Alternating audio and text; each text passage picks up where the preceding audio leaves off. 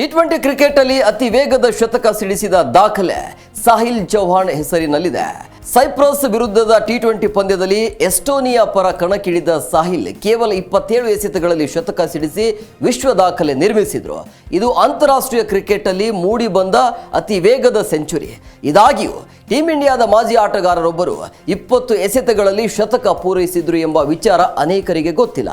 ಆದರೆ ಇದು ಅಂತಾರಾಷ್ಟ್ರೀಯ ಕ್ರಿಕೆಟ್ ಅಲ್ಲಿ ಅಲ್ಲ, ಬದಲಾಗಿ ಪ್ರತಿಷ್ಠಿತ ಕ್ಲಬ್ ಮ್ಯಾಚ್ ಅಲ್ಲಿ ಹೀಗೆ ವಿಸ್ಫೋಟಕ ಸೆಂಚುರಿ ಸಿಡಿಸಿದ ಬ್ಯಾಟರ್ ಹೆಸರು ವೃದ್ಧಿಮಾನ್ ಸಾಹಾ.